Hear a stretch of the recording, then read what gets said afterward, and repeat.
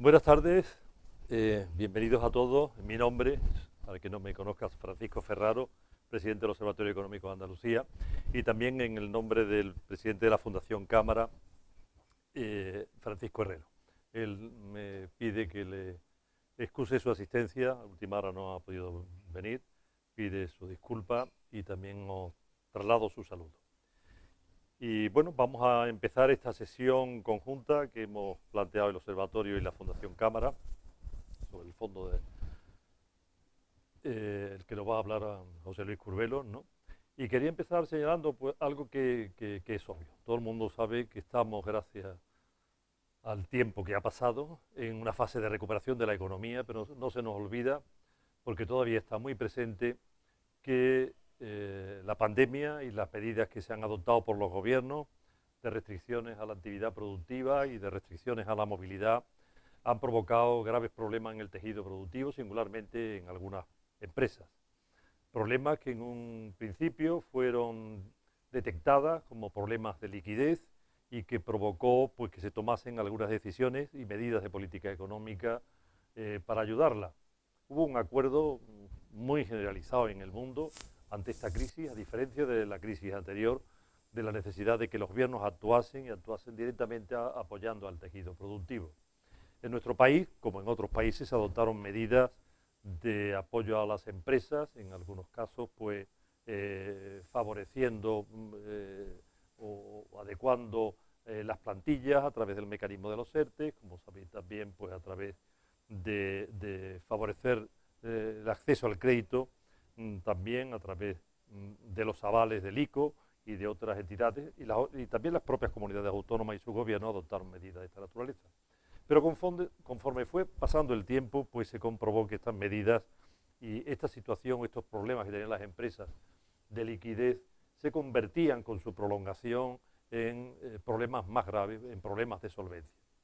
Y también hubo una reacción por parte de los gobiernos de los países desarrollados a adoptar medidas de apoyo a las empresas también de distintas naturalezas y sobre todo de distinta entidad en función normalmente de las capacidades financieras de cada país. El nuestro, limitada a sus capacidades financieras, pues esas medidas fueron más cortas de lo deseable, desde luego por el mundo empresarial, y sobre todo fueron más tardías. Pero bueno, finalmente, creo que fue el día 12 de marzo pasado, se aprobó un plan de ayuda a las empresas y a los autónomos en lo que se diferenciaba por tamaños y se diferenciaba por características de las empresas. Entre los fondos, las pequeñas empresas se arbitrarían a través de las comunidades autónomas y las de las medianas a través de COFIDE, la Compañía Española de Financiación del Desarrollo, por un importe de 1.000 millones de euros. Pues bien, hablando hace unos días que nos encontramos en Sevilla con mi antiguo y querido amigo José Luis Curbelo, presidente y consejero delegado de COFIDE, pues nos pareció oportuno que él viniese por Sevilla y nos contase qué es y cómo se gestiona este fondo. Y a mí me parece que es importante, en primer lugar, para que se conozca, para que lo conozca el mundo empresarial, conozcan sus características.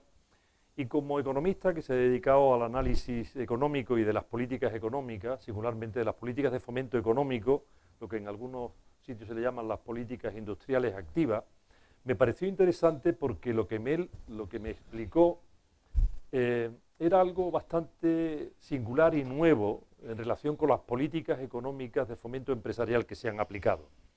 Porque en nuestro país las políticas de fomento empresarial han sido siempre las que existen de carácter muy generalizado para el conjunto de las empresas, mucho de café para todos, ¿no?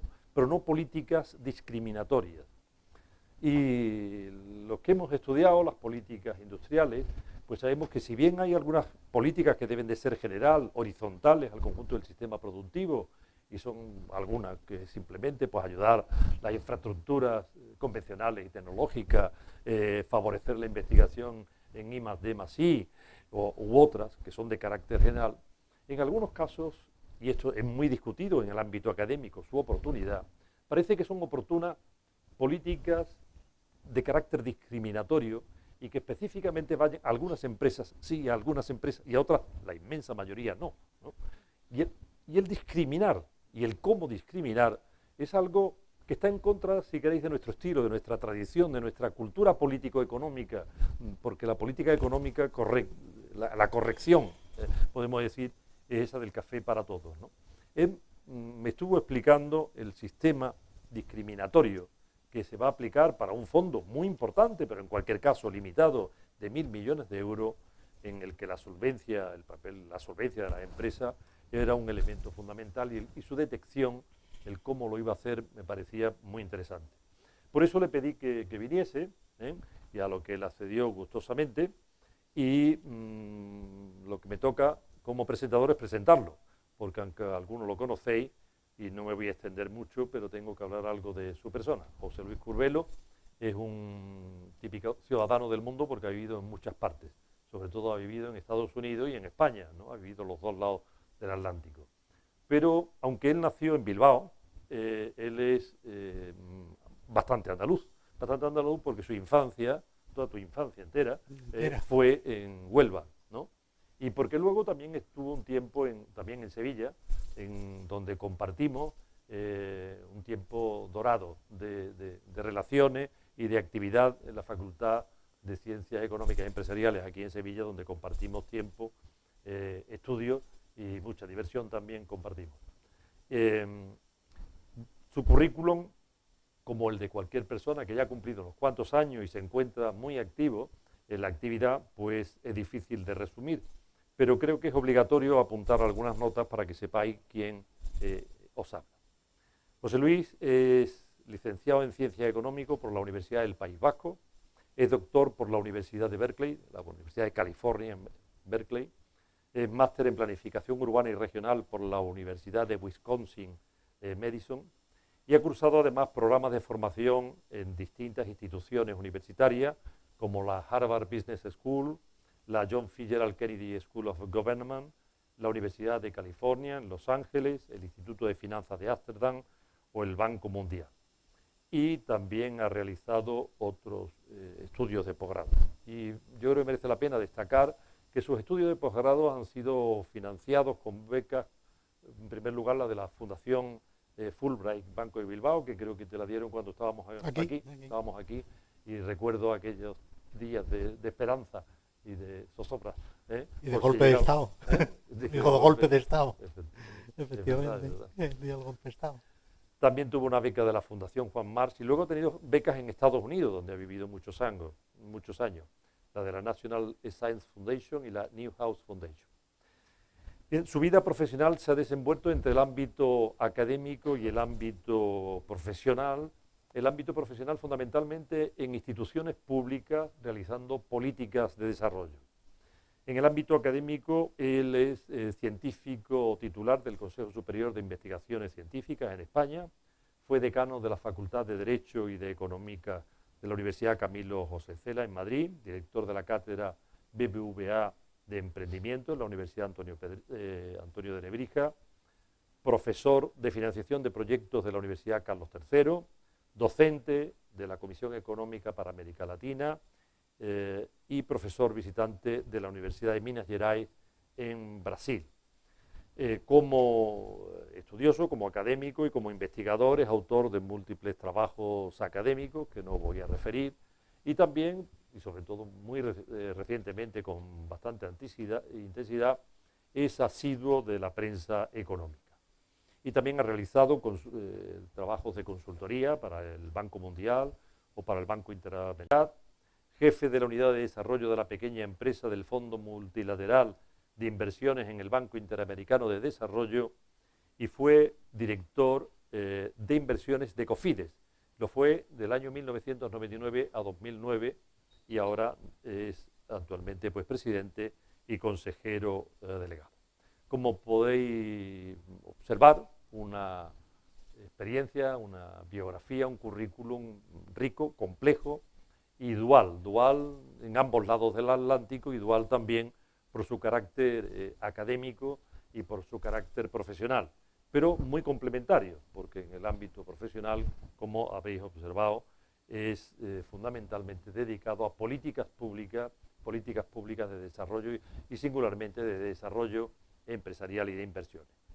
Bien, este es el perfil de la persona que hoy nos acompaña, de este amigo José Luis que hoy nos acompaña, al que lógicamente le agradezco el que esté aquí, que haya venido a Sevilla, y se lo agradezco en mi nombre y se lo agradezco en nombre también de la Fundación Cámara.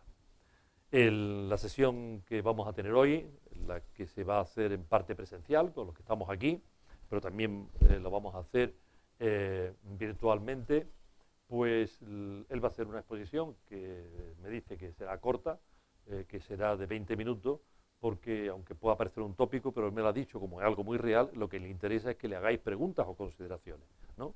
De tal forma que cuando termine, pues esperamos vuestras preguntas o vuestras opiniones o sugerencias a los que estáis presentes y los que nos siguen de forma remota, que nos la vayan haciendo llegar conforme se le ocurran, aunque se les trasladará a José Luis al final, pero si las vais, conforme se va ocurriendo, las vais trasladando, pues tanto mejor.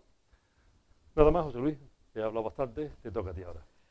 Bueno, muchas gracias. Como eres mi amigo, pues amplificas todo, muchas de las cosas que uno tiene en las canas, ¿no? Pero bueno, uno pone en perspectiva los años y joder, ya son años. Es un placer estar aquí, gracias al observatorio, gracias a la fundación, me encanta ver a amigos muy queridos y algunos muy importantes en mi vida, ¿no?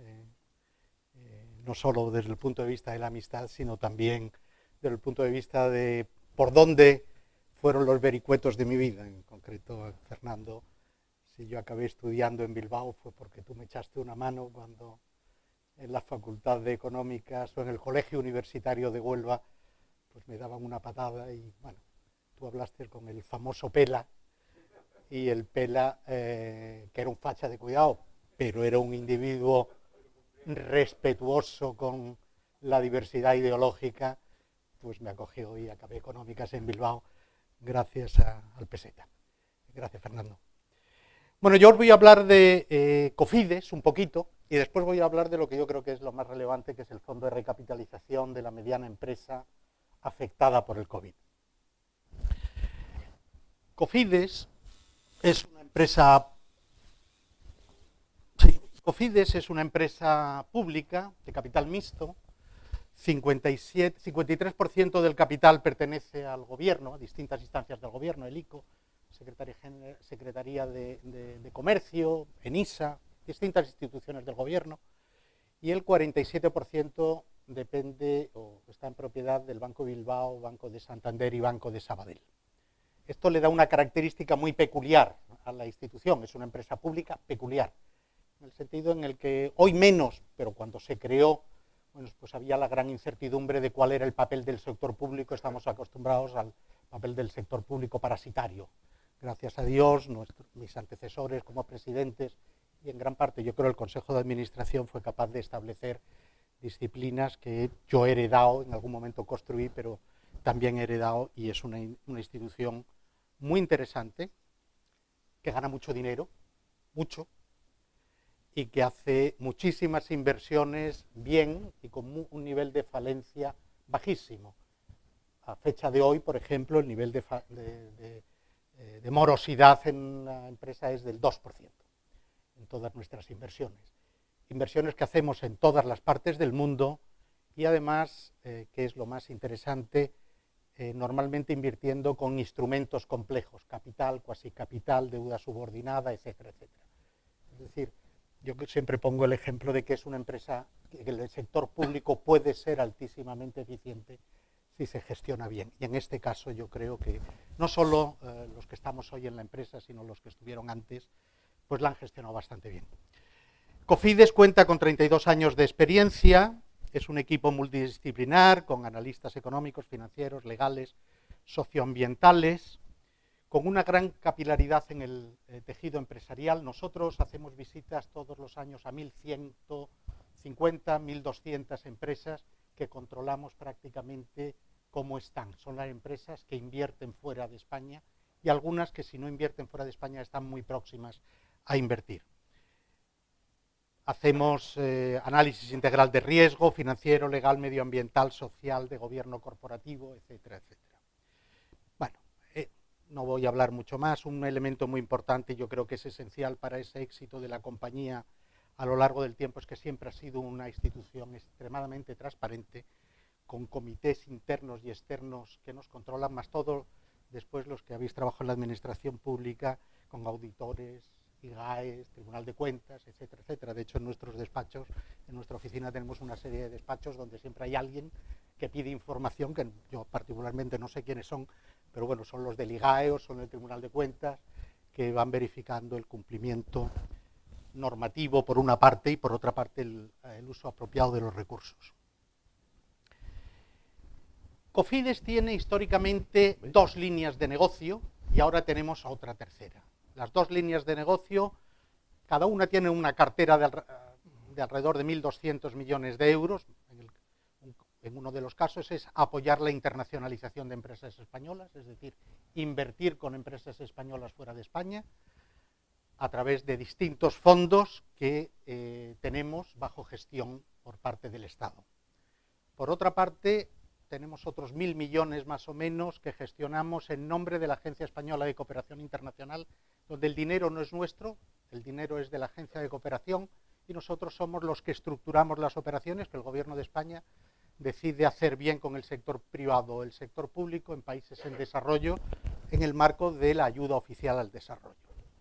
Y desde marzo, como bien explicaba Curro, pues se nos ha asignado la ejecución de este fondo, el Fondo para la Recapitalización de Empresas Medianas. Y me voy a concentrar en el fondo. Bueno, como se decía, en el mes de marzo hay un Real Decreto Ley que arbitra una serie de medidas, algunas de ellas son ayudas directas a los autónomos, hay unos mecanismos para la reestructuración de los préstamos que tuvieron aval público del ICO y que han entrado en mora, entonces es una manera de echar la pelota para adelante en alguna serie de préstamos que de otro modo no se cubrirían. Hay una extensión, leyes o normas relativas a la extensión de la moratoria concursal y especialmente, por lo que a nosotros nos atañe, hay este fondo. ¿Qué es lo que subyace dentro? Lo que subyace por debajo es al final que a consecuencia de la crisis hay una caída profunda de la actividad empresarial que se magnifica con el alargamiento de esta situación de pandemia. Las empresas tienen resultados negativos, han recurrido ampliamente al endeudamiento, muchas empresas están muy fastidiadas y por tanto se les ha deteriorado a muchas de ellas a niveles muy preocupantes la solvencia corporativa.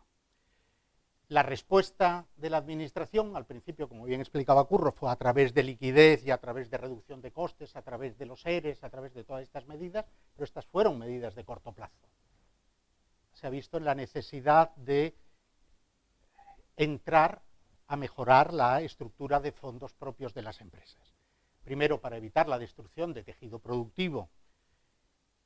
Un tejido productivo de mediana empresa que durante los años últimos, desde la última crisis, hizo un gran esfuerzo de innovación y de puesta al día tecnológica y que podía verse desaparecida de un día para otro si no se mantenía en la medida de lo posible ese tejido productivo.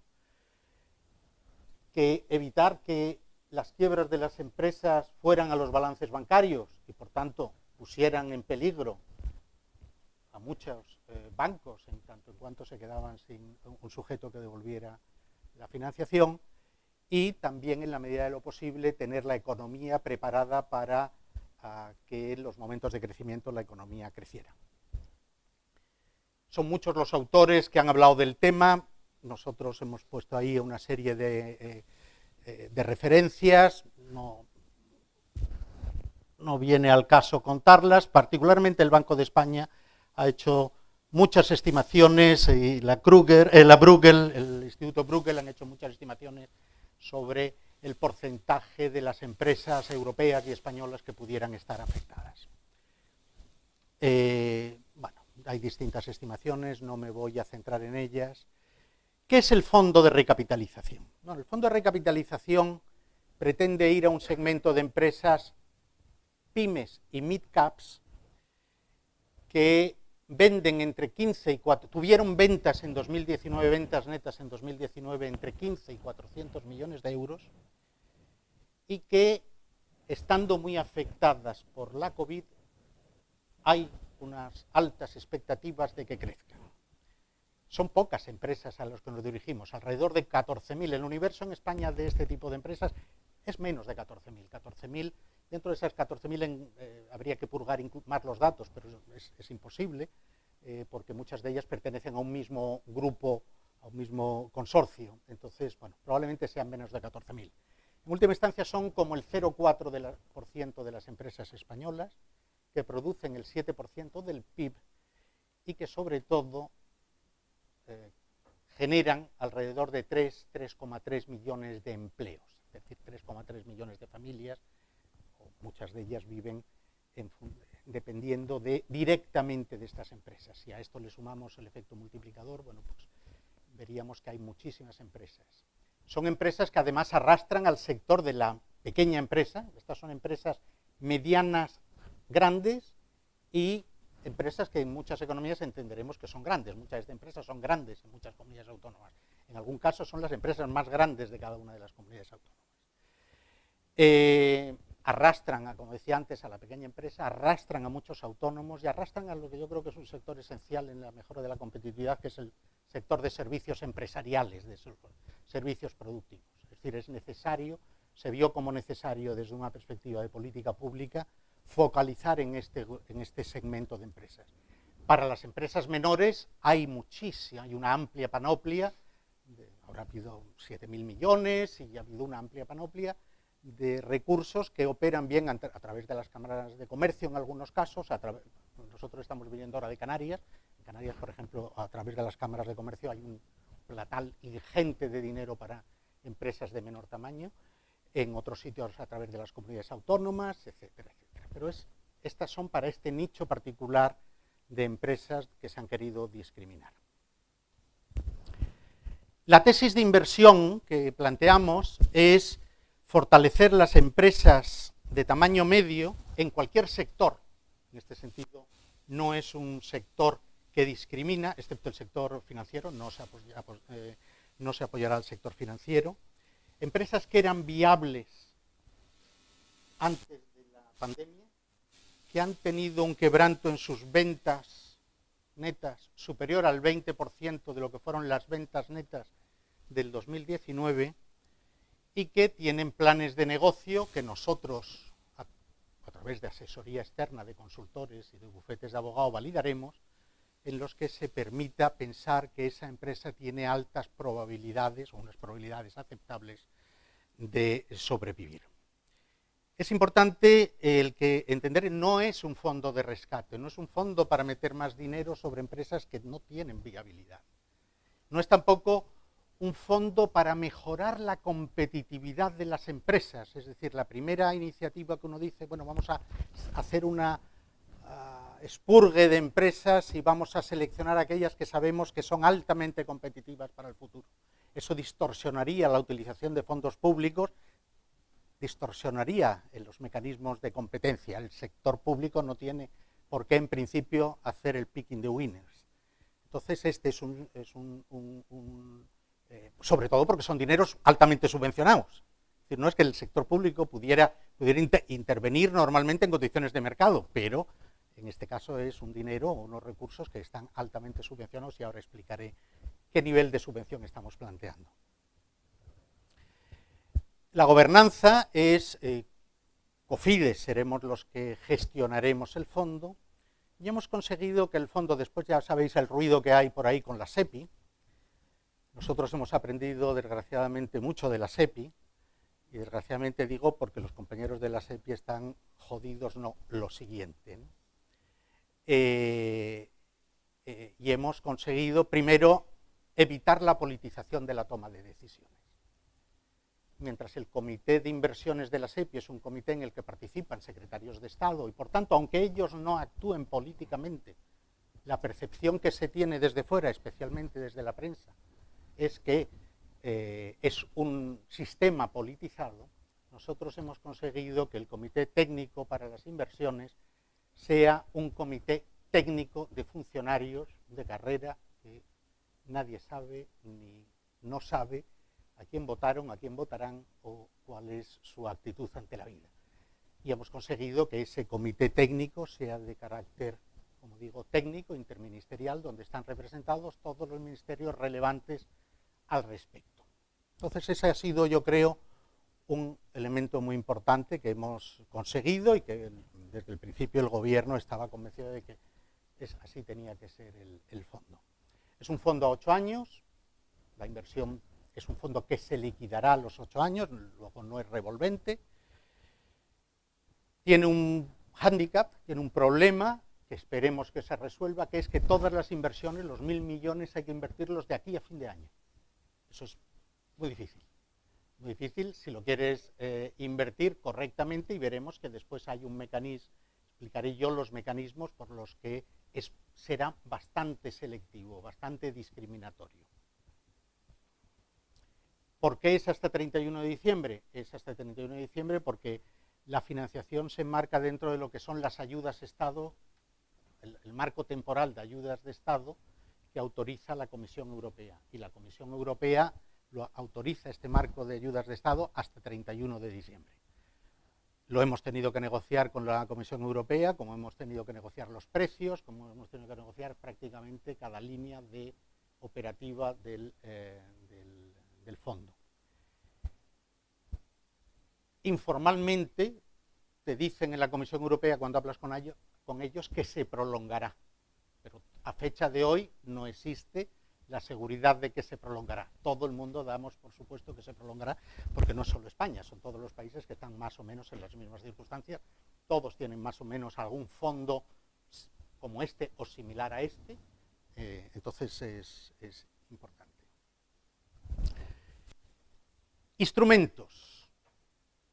Es un fondo muy particular, no es un fondo de deuda, es decir, nosotros no podemos dar deuda, aportar deuda a las empresas, podemos invertir en el capital o podemos invertir a través de instrumentos híbridos. El instrumento, lógicamente, en una empresa mediana, muchas de ellas de carácter familiar, no vamos a entrar en muchas inversiones en el capital social. Es complejo de estructurar, es problemático y muchos empresarios no quieren que el Estado, lógicamente, esté en el capital de la empresa. Sobre todo si tienes que cerrar la financiación a muy corto plazo.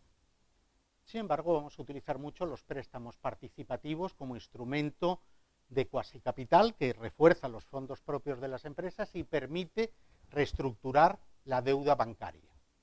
Dentro del paquete de financiación nosotros podemos aportar algo de deuda, pero no siendo la deuda el instrumento determinante de todo el paquete de financiación. Las inversiones pueden estar en este segmento de empresas que venden entre 15 y 400 millones, hay empresas que responden a la definición europea de PYME y empresas que no responden a la definición de PYME. Las que responden a la definición de PYME, la inversión puede ser entre 3 y 15 millones de euros, y las que no responden a la definición de PYME, es decir, que son más grandes que la ME, se puede invertir entre 4 y 25 millones de euros.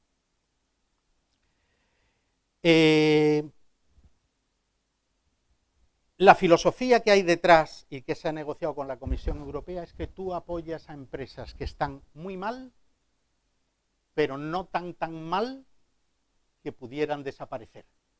Entonces tienes que argumentar y tienes que defender que la financiación pública es de último recurso. Y además no puedes alterar las condiciones de la competencia. Es decir, no puedes apoyar una empresa frente a otras y dejarla en mejor situación que la que estaba en 2019. Es decir, la Comisión Europea es muy exquisita a que con recursos públicos, la Comisión Europea y por otra parte desde el gobierno, a que con recursos públicos tú no mejores a una empresa frente a otra. Te limita las capacidad de adquisición de otra empresa. Te limita los salarios que pueden cobrar los altos ejecutivos. Te limita los salarios del Consejo de Administración. Es decir, hay una serie de trabas a la intervención, a la libre actuación de la empresa, en tanto en cuanto siga vivo al menos el 75% de la aportación pública. Es decir, no se permitirá que con recursos públicos, bueno, pues esos recursos vayan, como sabemos que han ido en épocas anteriores, a mejorar salarios, a los consejos de administración o a adquisiciones de la competencia con recursos subvencionados o a otro tipo de comportamientos. Un tema interesante es la estructura de precios. Para daros una indicación de a qué tipo de empresas nos estamos dirigiendo, los que conozcáis un poco cómo funciona los ratings de Standard & Poor's, esto va a empresas que tienen un rating entre B y triple C+. Esto significa que son empresas cuya probabilidad de falencia a un año oscila entre el 9% y el 20%. Es decir, son empresas que están mal, cuya probabilidad de default es del 20% a un año. Si lo compones a varios años, pues, son empresas en las que ningún banco en condiciones le daría dinero, simplemente porque es no jugar a la lotería.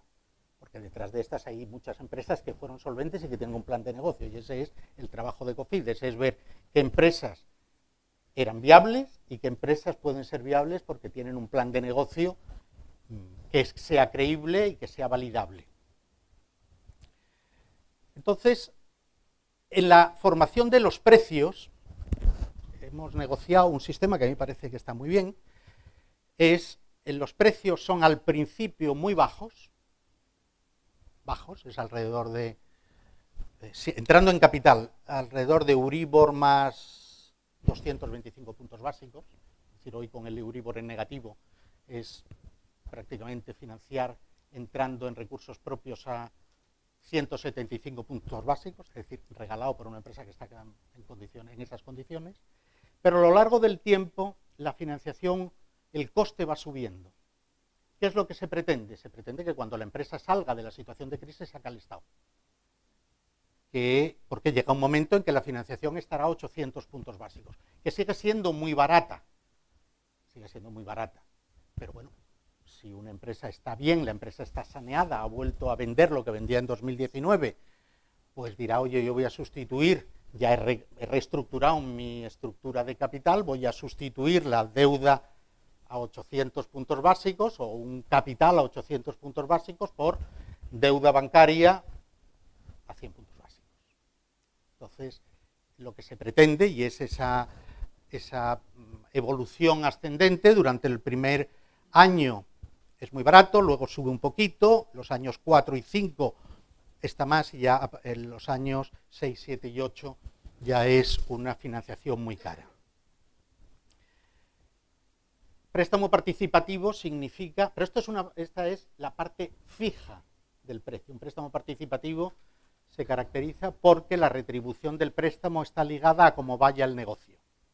Entonces, esta evolución de los precios, en la que se distingue si la empresa es pyme o no pyme, es decir, el azul es una empresa pyme y la naranja es una empresa no pyme, esa es la parte fija.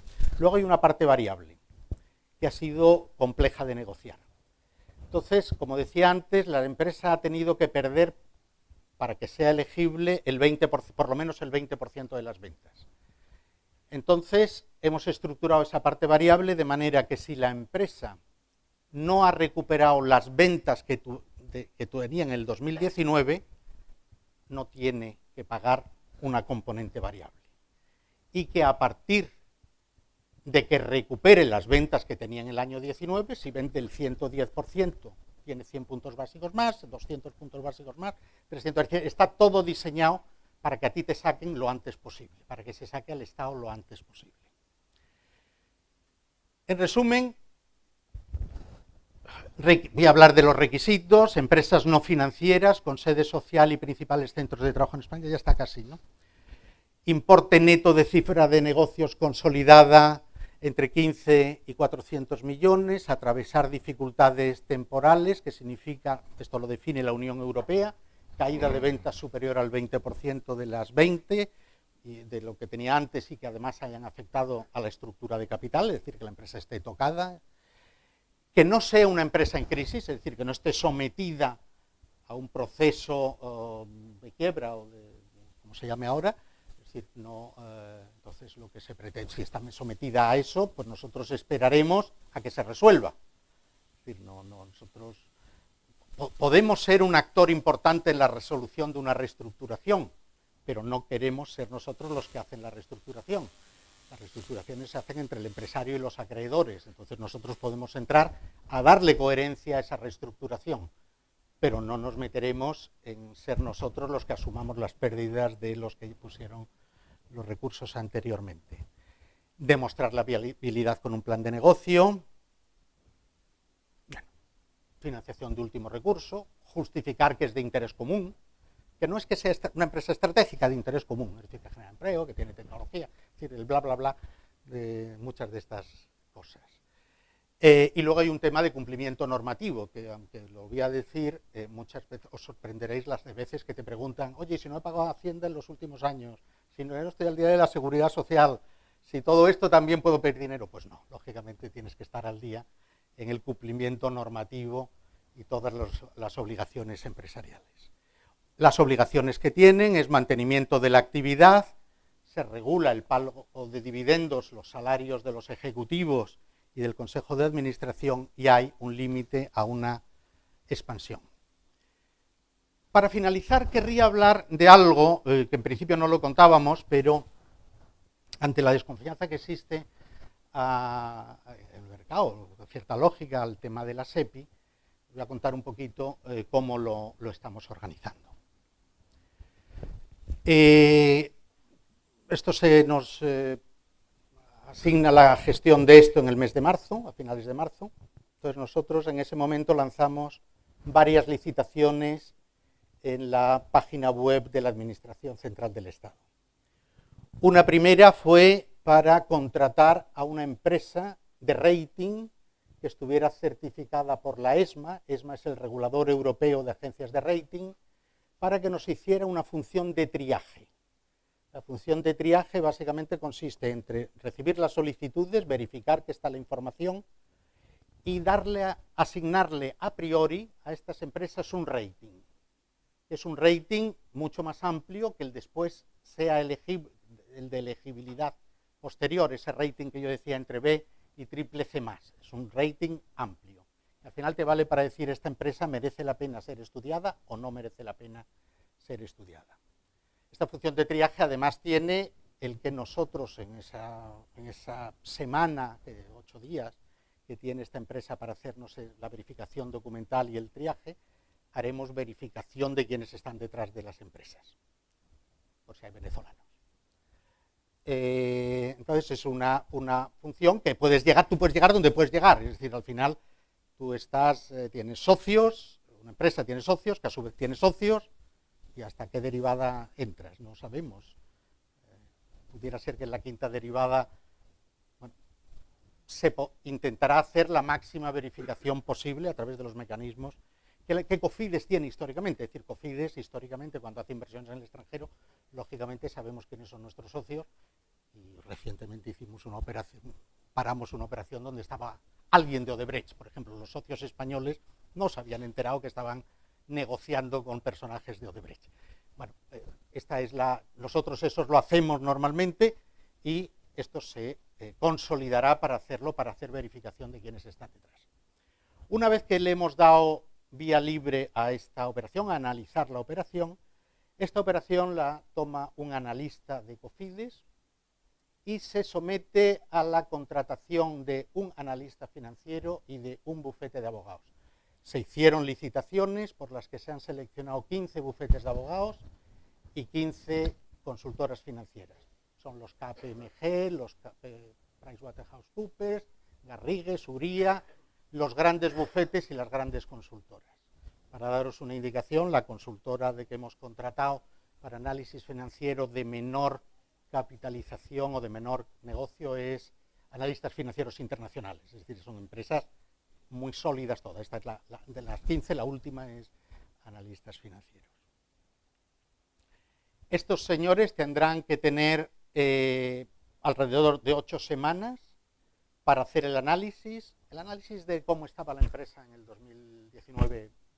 No es que sea trivial, pero no es difícil. Evaluar el impacto teniendo cerrado 2019 y teniendo cerrados los estados financieros de 2020, pues también se hace relativamente fácil, pero sobre todo se van a concentrar en el modelo de negocio, en la viabilidad del modelo de negocio que la empresa nos habrá tenido que presentar y que normalmente habrá hecho con alguna consultora. Es un tipo de empresa suficientemente grande como para que ellos estén cómodos en trabajar con empresas consultoras. Entonces se verificará. Se ha diseñado el formato de documento que tienen que hacer, de manera, sabéis que cuando se contrata una empresa consultora, y perdón por los que de aquí seáis consultores, pues siempre se dice sí, pero no, no, pero sí, sí, tal vez, si fuera, quizás. Aquí usted puede hacer lo que quiera, tiene que el formulario es un formulario de 20 páginas que tiene que extraer tales ratios, tiene que extraer tales valoraciones y al final tiene que ponerme o verde o rojo. No existe el ámbar. Todo ese su sí pero no al final se tiene que destilar en sí o no. Si se tienen sí y sí por parte del analista financiero y del bufete legal que verifica la estabilidad de los contratos y todo esto, pasará al comité técnico que dará visto bueno a que se apruebe, se formalice y se desembolse y siga la operación. Pues este es un poco el procedimiento que hemos planteado. Ya está abierta. El lunes pasado se abrió la página en la que se puede, y funciona. Es decir, eso es lo primero. Es decir, claro, tú nos contrataron en marzo y dices, joder, hicimos una licitación que ganó EY, y joder, funciona. No quiero hacer propaganda EY, pero a mí cuando me decían, no, esto va a funcionar tal día, ¿qué coño va a funcionar? Esto no puede funcionar. Vamos, nunca he visto yo que algo de informática funciona el primer día. Bueno, pues funciona. Y nada, bueno, pues al final, ¿dónde y cómo se puede solicitar? Hay una plataforma, hay una página web, hay un teléfono de contacto y hay un email en el que nosotros estaremos encantados en trabajar con quien tenga dudas, sugerencias y nada. Y ahora me gustaría que hicierais preguntas, entre otras cosas, y le decía a Curro cuando veníamos, porque bueno, estamos contando estas cosas a la Asociación Española de Banca, a ASCRI, que son los fondos de capital riesgo, en distintas comunidades autónomas, a bancos, a distintos stakeholders, y muchas de las preguntas te abren ideas y dices, oh, es verdad, esto ¿qué martillazo le damos a esta idea? Hay algunas ideas que son peregrinas, pero hay muchas ideas que son válidas y que al final tenemos que meter en todos estos criterios de elegibilidad. Y no es fácil, estos criterios de elegibilidad estoy convencido que responden al 90% de las situaciones, pero se nos escapan casos que de vez en cuando, bueno, pues a ver qué es lo que se puede hacer, ¿no? Y nada más, preguntar las que queráis. Muy bien, pues nada, vamos a empezar el coloquio, pero creo que después de lo que ha hablado José Luis, yo creo que incluso los más desconfiados con las intervenciones de las administraciones públicas en la vida económica y singularmente empresarial, tal vez hayan minorado un poquito, ¿no?, esa desconfianza, o cuando menos hayan apuntado la posibilidad de que según cómo se articule esas intervenciones, la intervención pública puede ser eficiente, puede ser razonable y puede no estar condicionada políticamente, ¿no? Pues bien, vamos a empezar. Había una pregunta por ahí detrás. Pues Carmen. Un dato. En Andalucía, para los que no sabéis, no lo sepáis, no tenéis por qué saberlo, hay 1.305 empresas que están en ese nicho de esas 14.000. Hay 1.305.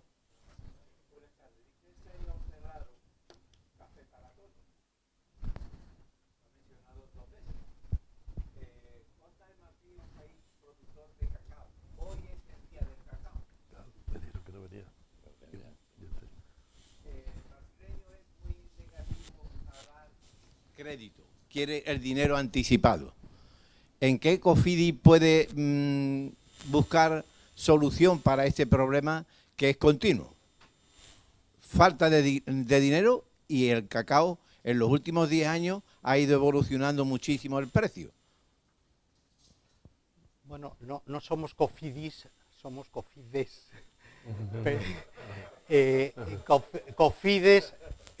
Cofides financia la internacionalización, no financia la adquisición. Cofides financia el que una empresa española vaya allí a invertir. No financia comercio internacional. El comercio internacional se financia a través de CESCE. CESCE es la empresa española de seguros de crédito a la exportación y es la que, suponiendo que Costa de Marfil sea un país elegible, es decir, que haya devuelto los dineros que le debe a España, porque muchas de las veces hay países que se dice están cerrados para CESCE, son países en los que la deuda del país con España pues no se ha pagado, para no decir nada, Venezuela, pero aparte de Venezuela muchos otros, Angola, etc. Entonces, ese tipo de operaciones sí se financian a través de un banco, en realidad es un banco español que financia y España, CESCE, garantiza al banco español. O un banco marfileño que financia con la garantía del Estado español. Entonces, ese es el mecanismo para hacerlo. Nosotros financiamos en nuestra actividad ordinaria el que una empresa española se ubique allí. Y puede ser empresas de cualquier tamaño, de cualquier sector, en cualquier país. Cofides invierte no solo en países en desarrollo, sino también en países desarrollados. La cartera, el país número 1 de nuestras inversiones, lógicamente es Estados Unidos, porque es el lugar, el ranking de donde invierten las empresas españolas, el país número 1 es Estados Unidos. Entonces nosotros tenemos mucha inversión en Estados Unidos y después México, bueno, todos los países. También. Bueno, pues yo quería hacer varias preguntas. Primero, según los datos que has dado, serán entre 40 y unas 300 empresas las beneficiadas, ¿no? Según los importes, unas 100 por término medio. Eso de 14.000, que es el universo, son pocas, ¿no? Bueno, esperemos que no estén las 14.000. No hay una estimación de cuántas están tocadas de esas 14.000. Las estimaciones vienen a decir alrededor del 10%. Unas 1.400, y de esas unas 100 serán las apoyadas, ¿no? Digo, todo esto son las estimaciones que han hecho distintas... el que estén fastidiadas no significa que estén dentro de esta... Ten en cuenta que estamos yendo a un determinado... Cualquier tipo de empresa que pueda reestructurar su financiación a través de mecanismos de mercado, debe ir a través de mecanismos de mercado. Y es más, los créditos ICO y todas estas cosas han facilitado que todas las empresas de cualquier tamaño hayan sobrevivido. Es decir, que cuando se dice que hay empresas, un 10% de empresas que pueden estar tocadas, ese tocadas puede significar mucho. Ojalá tuviéramos 100 empresas. Luego también quería saber si en estos préstamos participativos el Estado Cofides se reserva algún tipo de garantía, si puede conseguirla, y si habéis hecho una estimación de cuántas van a fallar de las que apoyáis. Sí. Es muy fácil. Como ya sabéis, siendo profesora, probabilidades de falencia, impacto de la falencia, nos da que, y de hecho, me han dicho que nunca se debe hablar off the record, porque siempre hay alguien que te lo filtra. Pero bueno, nosotros, a la primera reunión del comité técnico que tuvimos hace un par de semanas, fue decirles a estos colegas funcionarios: oye, tenéis el privilegio de ser funcionarios, de ser miembros de un consejo de administración donde las empresas tienen una probabilidad de falencia del 20%. Empiezan a temblar. Entonces, la pregunta era: tenéis que definir el precio que vamos a negociar con la Comisión Europea. Que vamos a intentar convencer a la Unión Europea. Si ponemos precios de mercado, tienen que ir alrededor del 20-22% los préstamos, para que el fondo mantenga su valor. No me lo creo, es una especulación teórica, porque cuando tú le das un préstamo a alguien al 20%, las estás hundiendo. Pero bueno, sería el coste de capital. Tú le estás dando dinero al coste del capital más o menos. Aceptablemente a un coste de capital barato, pero aceptable. Y eso sería lo que permitiría que sobrevivieran. Lógicamente les dices, si ponemos los precios al 20%, te van a sacar en un periódico y en la puerta del ministerio va a haber barricadas. Es lo normal. Entonces, ¿qué precio fijamos que consideremos que sea, primero, aceptable por la Comisión Europea y, segundo, políticamente aceptable, teniendo por contraparte que el fondo va a tener una merma? Calculamos, lo tenemos calculada, pero no quiero decir, no vaya a ser que aparezca mañana en la prensa. Bueno, y por último, ya lo dejo, ¿no habría, aprendiendo de esto, tendríamos que coger e incentivar más para que fuera el capital privado el que solucionara estas cosas, el capital riesgo? O sea, que no tuviera que ser una... sino El que riesgo no va a entrar aquí. Es decir, el riesgo es tan grande que el capital riesgo puede tener riesgo, no está loco. Entonces, nosotros, eso sí, nosotros hemos hablado con los de ASCRI. Y los de ASCRI, ASCRI es la Asociación de Empresas de Capital Riesgo. Esta misma mañana hemos tenido una conversación desde el hotel con un fondo importante. Todos estos tienen empresas tocadas. Todos estos vienen a pedir ARNI. A todos estos le hemos dicho primero, es decir, si tú tienes un compromiso de en una empresa invertir 20 millones, invierte esos 20 millones y nosotros luego entraremos a ver cómo, pari passu, entramos y reestructuramos. Bueno, y es perfectamente, ellos lo entienden perfectamente. Lógicamente, el primer intento es a ver si le consigo lanzar al Estado toda la basura que tengo.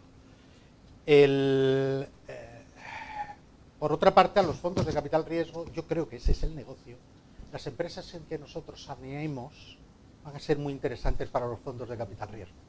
Están todos interesantísimos en hacer seguimiento de cuáles son las empresas que nosotros rescatemos, cómo quedan después. Bueno, el papel del Estado está simplemente en salvarlas, el máximo número de empresas que podamos salvar. Esperemos, es decir, yo soy más optimista en toda esta discusión sobre los ratios de probabilidades de falencia, etcétera. Yo soy más optimista porque yo pienso que las empresas que en un año hayan sobrevivido este bache de la muerte, pues probablemente sobrevivan. Entonces, para los fondos, y entonces queremos que, no, como decía antes, filosóficamente está el sacar al Estado lo antes posible de estas inversiones. Don Francisco Herrero, que es el presidente de la Fundación Cámara y de la Cámara de Comercio de Sevilla, que yo creía que no iba a llegar, pero al final ha podido llegar. Yo he llegado. Lo que no sé si llegarán los fondos, pero yo he llegado. Buenas tardes y bienvenido al Club Cámara, Solís. Curro no hay que dar la bienvenida porque es de la casa. Y COFIDE solamente tiene potestad sobre el fondo de recapacitación. Recapitalización. No, ahí pone recapacitación. ¿Ah? No recapacitamos. Entonces, el presidente no se equivoca, sino que lee ahí recapacitación. Entonces es recapitalización. ¿Eh? Sí. Recapitalización. Yo ya por mi edad cada vez soy más pragmático y cada vez soy más incrédulo.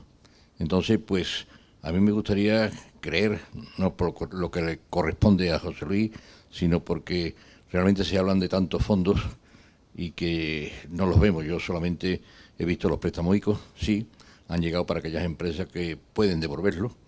La que no puede devolverlo, pues no se lo han dado por su situación. Entonces yo creo que a las empresas hay que ayudarles por la situación actual, que tienen muchas. La que ha muerto pues ya no tiene solución, pero hay otras que sí pueden tener solución. Entonces yo creo que, no sé si COFIDE tiene esa potestad sobre todos los fondos, porque el empresario está oyendo tantos fondos por un sitio, por otro, la Junta de Andalucía, ayuntamientos, y yo creo que habría que organizarse un poquito en este tema para dar información al empresario. Yo tengo aquí enfrente al gerente de la Cámara, que le digo que creo que nosotros debemos de hacer una oficina para ayudar al empresario en esta solicitud de fondos y orientarle sobre los fondos. Creo que tú ya tienes algo de eso pensado, ¿no, Salvador? Eso es. Creo que es muy importante porque el empresario está muy perdido. Oye hablar mucho de fondos y muchas veces no sabe por dónde acudir. Yo creo que la Cámara de Comercio podría ocupar ese lugar de información al empresario y que tenga pues un conocimiento de qué es lo que puede solicitar y a dónde lo puede solicitar. No sé si COFIDE podía colaborar en este tema. Yo creo que tienes razón existen muchos fondos, existe mucho dinero, el esfuerzo público es desconocido en nuestra historia. Probablemente hay un problema de comunicación, porque se habla mucho de fondos, y hay muchos fondos que son de distinto ámbito.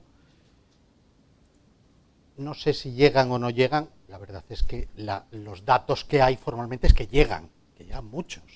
Es decir, las líneas ICO han sido tremendas y han llegado a muchas empresas que no han devuelto las líneas ICO. De hecho, ha habido que crear un fondo donde echar los créditos malos de los bancos con las líneas ICO. Es decir, que se le han dado dinero a mansalva a muchas empresas que no han pagado.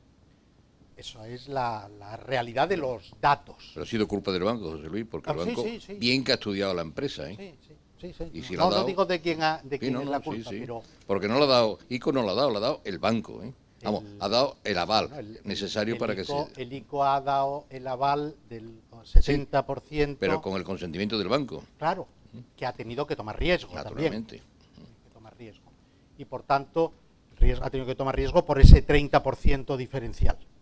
Entonces, bueno, es el mecanismo que se ha utilizado. La otra hubiera sido tener que utilizar el helicóptero y echarle dinero directamente. Bueno, no se ha hecho... Tampoco es eso. No, en algunos países se ha hecho así. Y es otro mecanismo. En España habrá que traer recursos. El helicóptero a España, habrá que traer el helicóptero a España. No hay recursos, no tenemos esos recursos para hacerlo. Y nosotros nos dedicamos exclusivamente a gestionar este segmento. Es decir, dentro del segmento empresarial hay, para empresas estratégicas muy grandes, en realidad son las grandes empresas estratégicas, la línea SEPI, que parte de 25 millones de inversión mínima hasta lo que tenga que ser. Ahí están, bueno, pues las grandes empresas.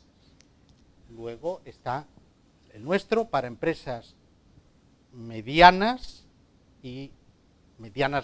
grandes y medianas, no para las pequeñas.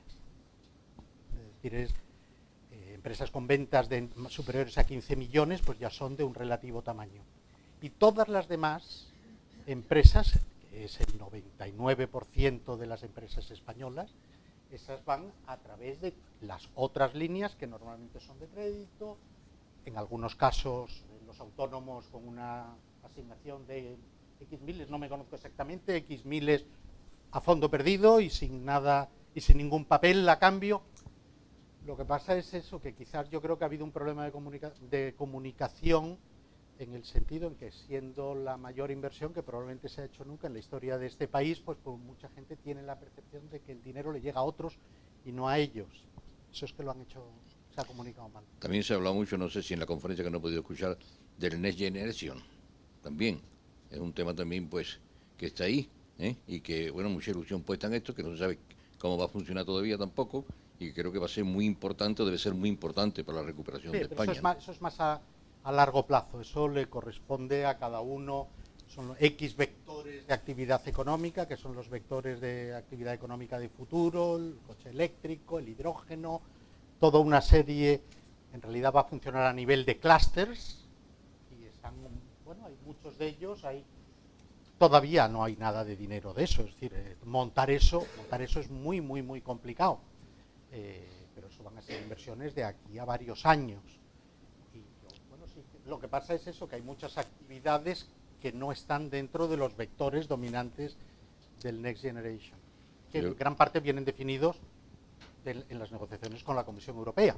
Yo creo que es falta de información y para que el empresaria conozca Sí, yo sí dónde creo puede. que tiene que haber un centro, debiera haber algún centro de referencia, incluso para saber cómo se presentan los dosieres, no estos, yo sé que son para empresas relativamente sofisticadas. No me imagino el pequeño empresario de 7 que pues, cómo presento los documentos. Salvador va a intervenir, el gerente de la Cámara.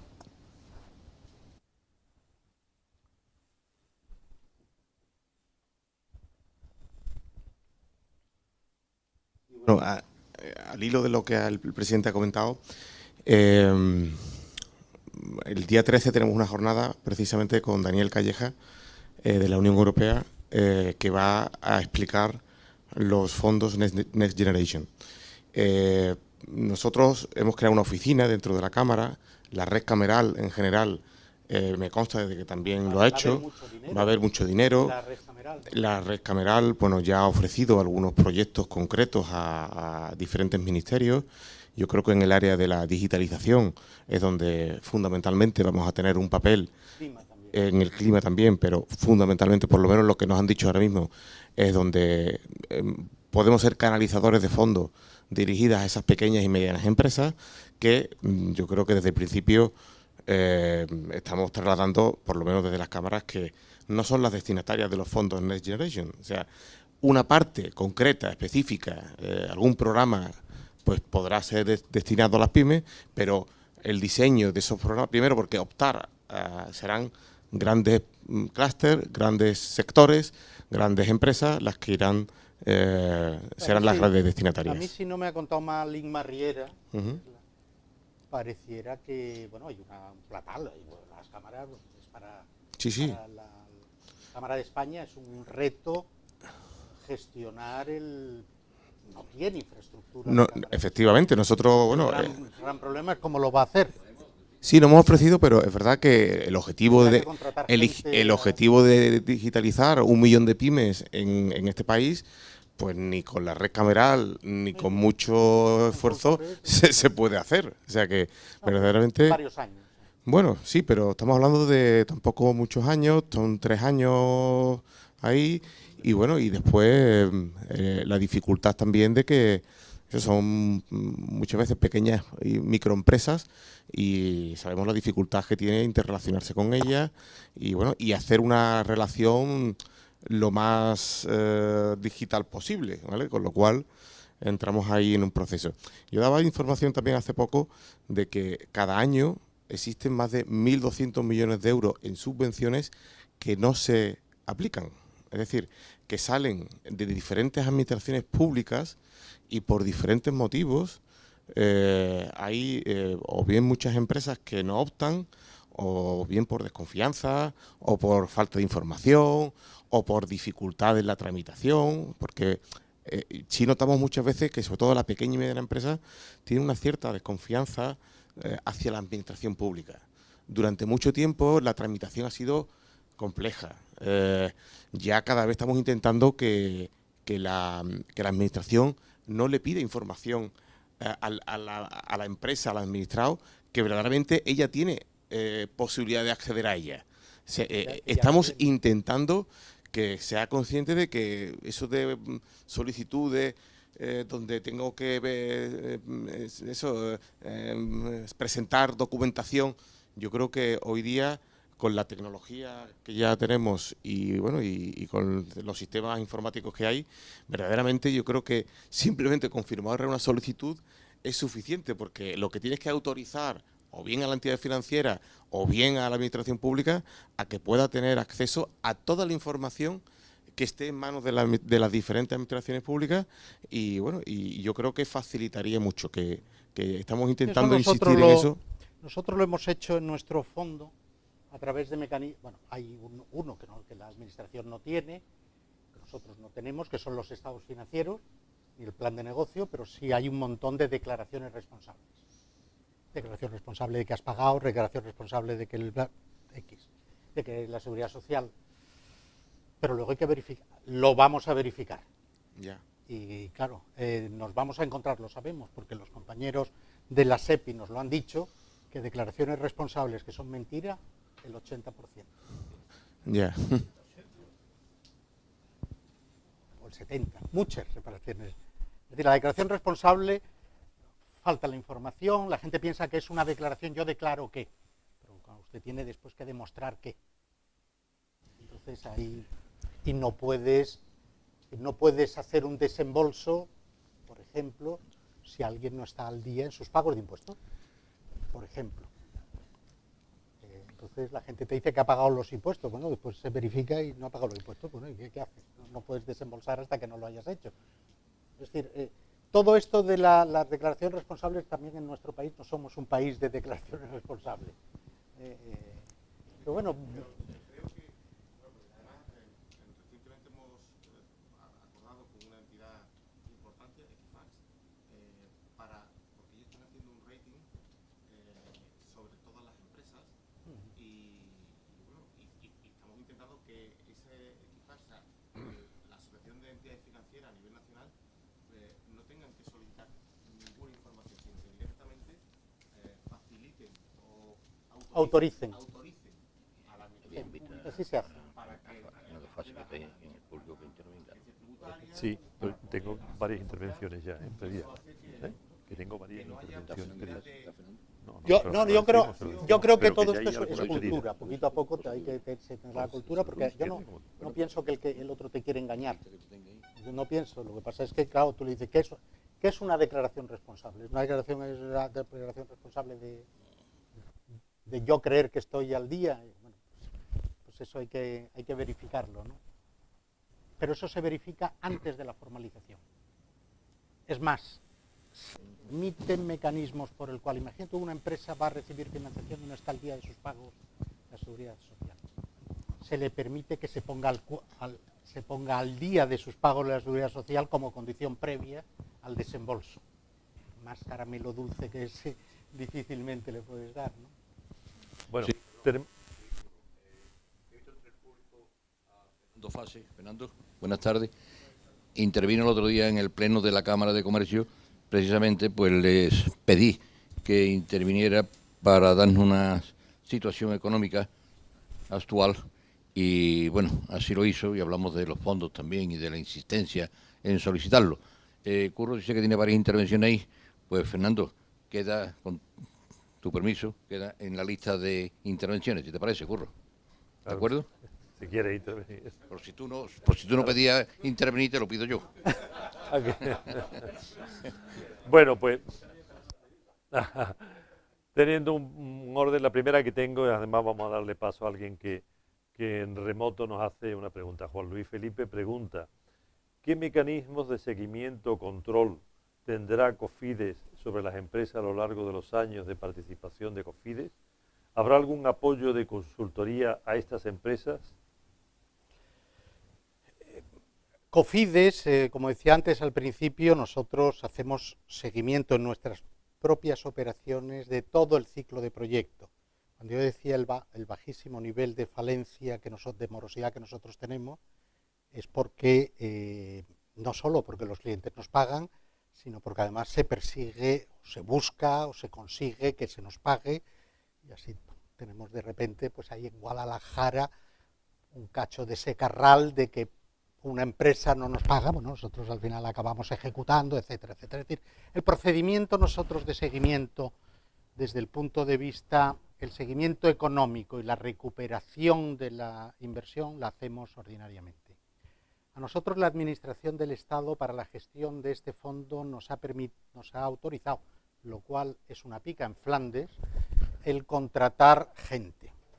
De hecho, hemos contratado a una empresa de headhunters, que también se ganó por licitación, para que contrate, creo que son 16 analistas de distinto nivel, financieros y jurídicos, y que van a ser contratados con carácter temporal, y luego una serie de gente, 6 o 7, no sé, a través de movilidad interadministrativa, que se llama, es decir, dentro de cualquier administración pública, puede venir alguien del Instituto Catalán de Finanzas o de donde sea, puede venir a trabajar a Cofides temporalmente no, permanentemente. Es decir, nos han dado gente que aplicarán las metodologías y todo esto. Nosotros recurrimos normalmente en el proceso de recuperación o de seguimiento, del seguimiento menos porque nosotros internamente podemos hacer estas cosas. Cuando estamos en una situación litigiosa, bueno, donde hay algún tipo de litigio, sí contratamos asesoría externa. Bueno, no es lo normal porque se pueden resolver las cosas sin recurrir a apoyo externo. La contratación de gente es importante porque, claro, nosotros vamos a hacer inversiones. La gente que contratemos va a empezar va a tener un perfil de analista financiero, pero luego se va a especializar más en seguimiento de operaciones. Es decir, durante un año vamos a contratar gente que básicamente va a analizar y estructurar operaciones y después harán el seguimiento de las operaciones durante toda la vida de la operación.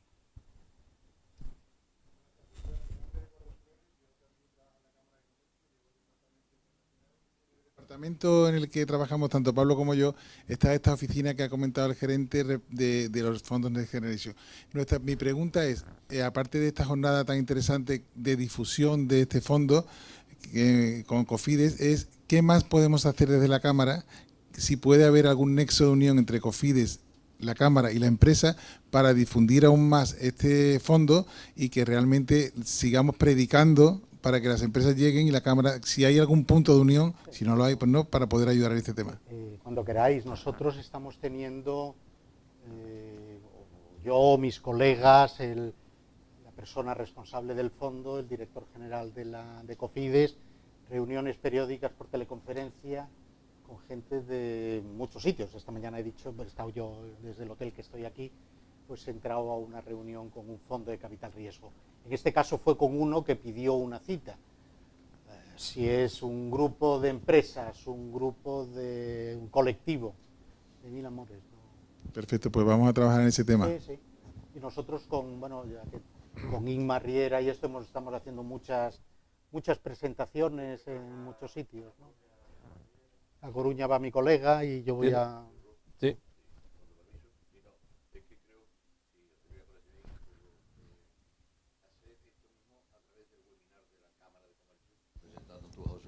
Que creo que tendría ya también más difusión entre los socios de la Cámara. Estamos en ello. Está en ello. ¿Eh? Vale, bueno, pues de acuerdo. Eduardo también es director de la Asociación Iberoamericana de Cámara de Comercio. Tiene que decirlo, dilo. De lo que eres tú también además. Director de la Asociación Iberoamericana de Cámara de Comercio. Que tu presidente es el presidente. Eso es. Eduardo también es director de AICO. Ahí he pedido la palabra. No, yo no. Rafa, que sea facilita, hijo. Facilita. Pero... Málaga. Mañana Málaga. Sí. Me invitáis, el curro me invita a comer y yo vengo. Sí, si no te invito yo, o Fernando. Bueno, os felicito por la idea. Y que creo que puede funcionar y creo que puede ser ejemplar para otras instituciones que se atreven a hacer, normalmente con poca fortuna, instituciones públicas me refiero, pues algo parecido a rescates de empresas, ¿no? Pero la pregunta es que, al haber visto, los conocía, ¿quiénes son los accionistas de Cofides? Los accionistas privados, Santander, Sabadell, Caixa y CAF, ¿no? Inmediatamente surge la posibilidad de un conflicto de interés enorme, que alguna de las empresas que solicitan esta ayuda sean deudores de alguno de vuestros accionistas. Entonces, ¿cómo? Vamos, casi seguro.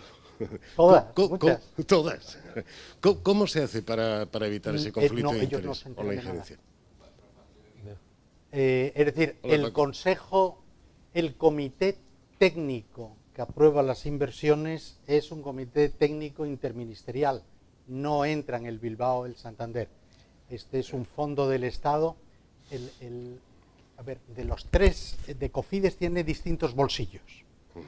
Cofides, el Consejo de Administración de Cofides supervisa a Cofides como organización, gobernanza, etcétera, etcétera, es decir, toda la estructura yo reporto a ellos, etcétera, etcétera.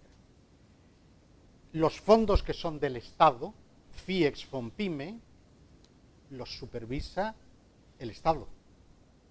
Y los fondos este fondo los supervisa el Estado, que es un fondo de recapitalización.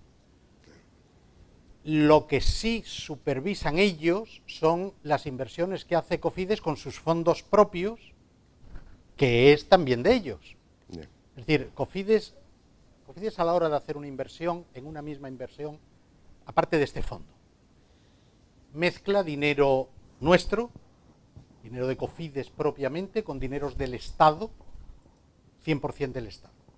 Si coincidimos en una inversión, es el Consejo de Administración de Cofides y el Comité Ejecutivo, que se llama, de los fondos, quien decide sobre la inversión, independientemente y sin ningún tipo de colusión.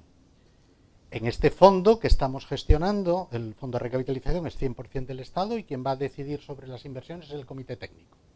Lo único que ha verificado, lo único que les ha preocupado a los inversores privados es cuánto dinero van a ganar ellos, que las fees que va a pagar el Estado por la gestión de esto no quebrante sus ingresos.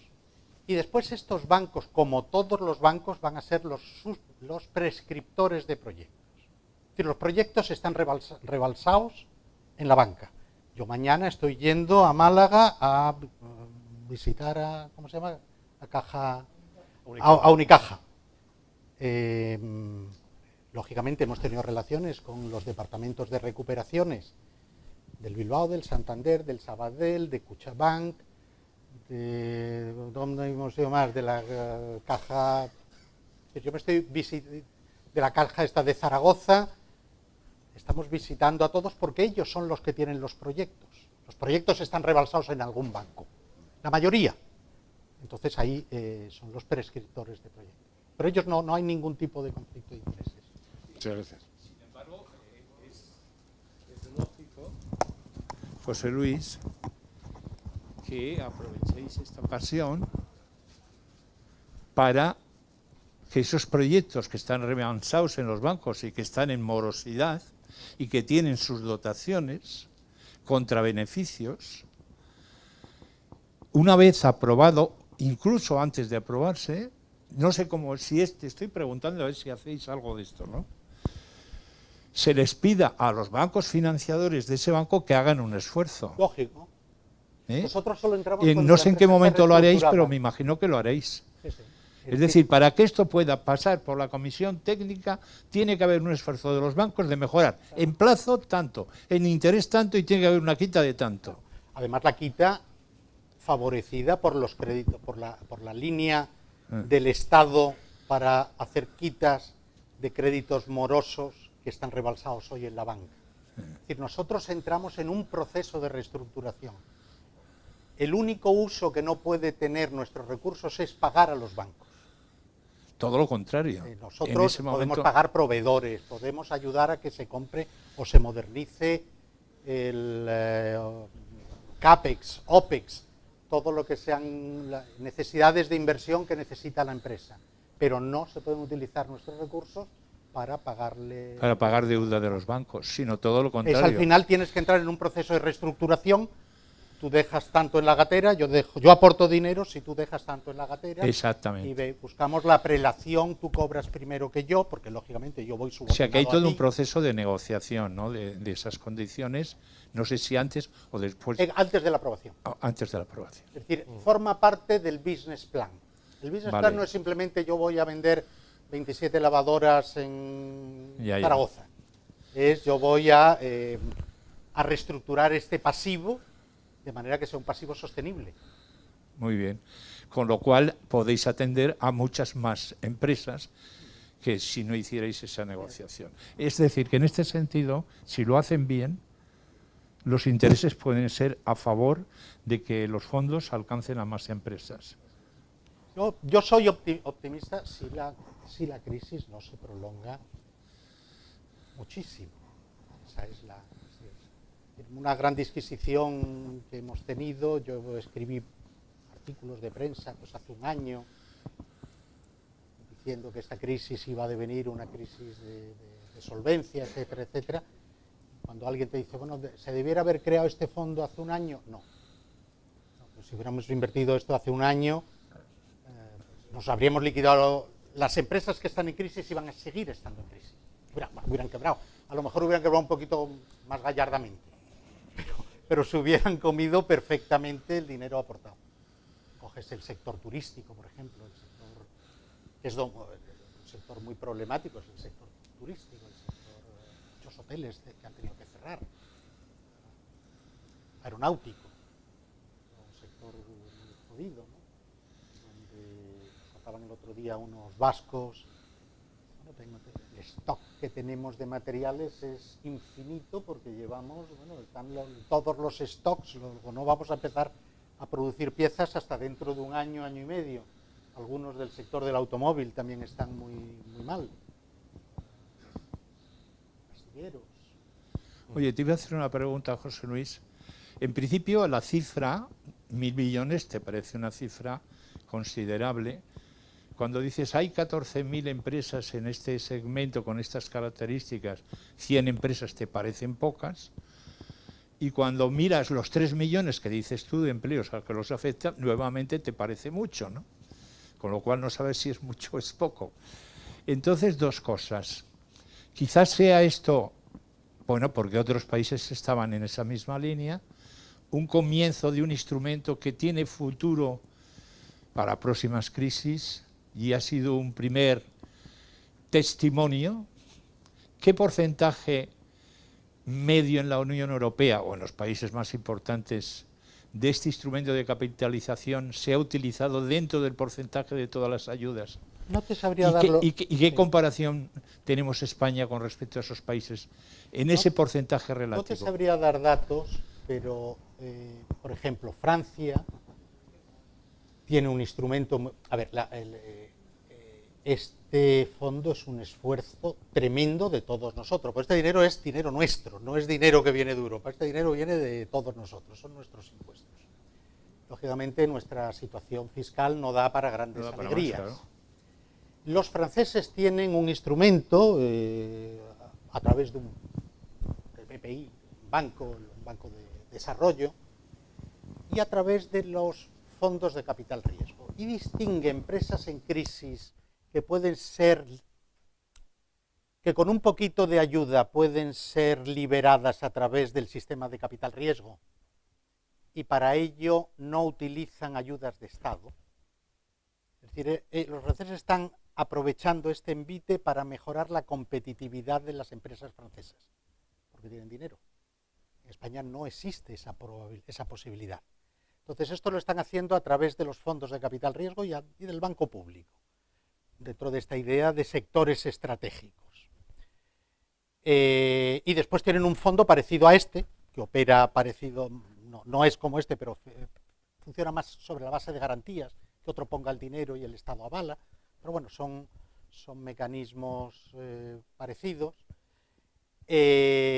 para empresas muy en crisis. En el caso de España sí sería, es decir, yo creo que, no sé si porque uno se acaba creyendo sus propias mentiras, ¿no? Yo creo que es posible tener un sector público que funcione bien, sobre todo si tiene los incentivos apropiados y las responsabilidades apropiadas.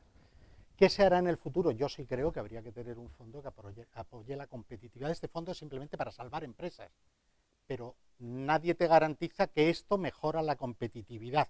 Los vascos sí tienen, el gobierno vasco sí tiene un fondo, algún gobierno regional tiene un fondo. Dentro de los Next Generation y de todo esto, la Secretaría General de Industria va a gestionar fondos muy dirigidos a determinadas actividades. Yo creo que la Secretaría General de Industria, a mí me parece que lo está haciendo muy bien. pero bueno, también tenemos la desconfianza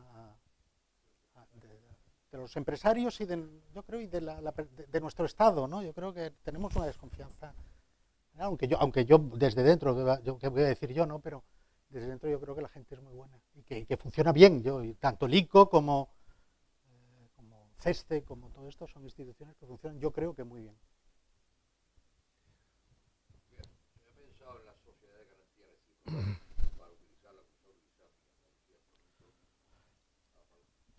Yo creo que para ir al segmento de empresa pequeña, las sociedades de garantía recíprocas y la banca, las sociedades de garantía recíprocas trabajando con la banca comercial, yo creo que es el instrumento.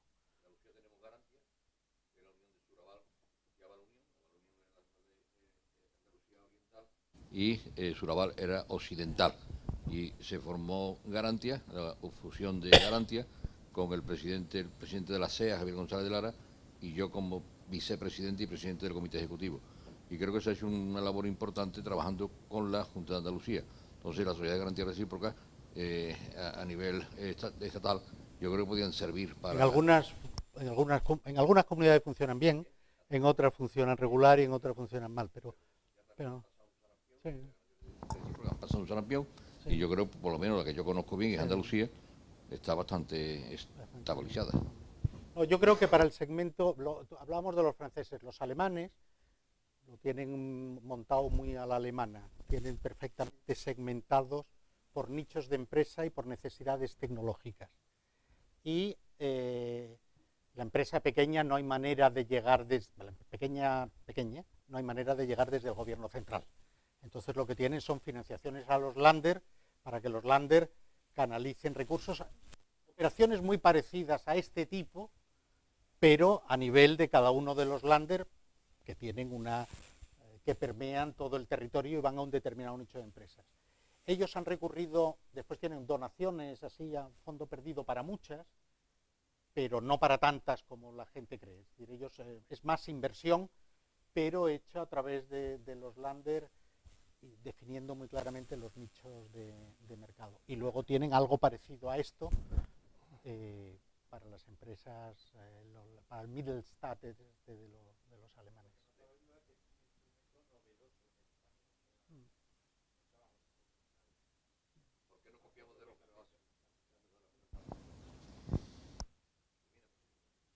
Está dentro de los 12.000 millones famosos, ¿no? No. No es una parte de los 12.000 millones, no. Con el decreto de los 12.000. Sí, los 7.000 más lo de eso más. Exactamente, sí. Son 7.000 más 2.000 más no sé qué.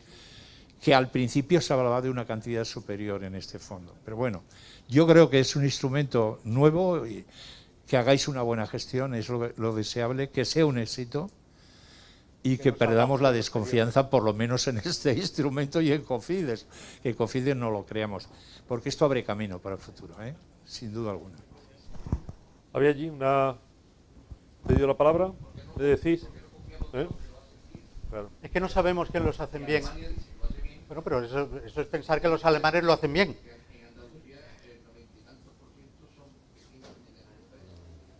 No, pero el tema es que Alemania tiene cantidades ingentes de dinero. No tiene que pedirlo. Y nosotros, es decir, yo creo que aquí tenemos que ser, yo al menos... bueno, eso sí. Bueno, y la productividad y esas cosas, ¿no? Buenas tardes. Quería preguntarle si con este vehículo de inversión han llegado a categorizar sectores a los que sí tienen claro que pueden acudir y sectores a los que no. No, nosotros somos un fondo generalista, no vamos a discriminar sectores. Es first come, first serve. No, first come, first analyze. No significa first serve porque cada operación tiene su propia dinámica. Hay operaciones que se puede hacer la due diligence probablemente en 6 semanas y otras en 16 semanas. Entonces entrarán con un número y se analizarán conforme vengan. No hay selección de sectores. Hubiera sido, imagínate, si haces una selección de sectores. Yo creo que algo congénito con los españoles es que somos incapaces de definir sectores estratégicos. Todos son estratégicos. para alguien es estratégico todo, ¿no? Y entonces no es como otros países que definen pum, pum, pum, esto es, y lo demás hacer puñetas, ¿no? Francia tiene definidos 5 o 6 sectores y los demás ahí cada palo aguante su vela. Muy bien, yo creo que llevamos hora y media con esta sesión. Yo creo que está siendo... Tengo el cheque aquí. Claro. Y nada, le damos, la Fundación Cámara y el Observatorio le damos las gracias a José Luis. Yo creo que nos ha encantado y yo creo que nos creemos que podéis hacer algo que es interesante, racional y con una discriminación positiva bien sustentada en una práctica compleja y muy bien estudiada. Gracias. Gracias, Curro. Gracias a todos.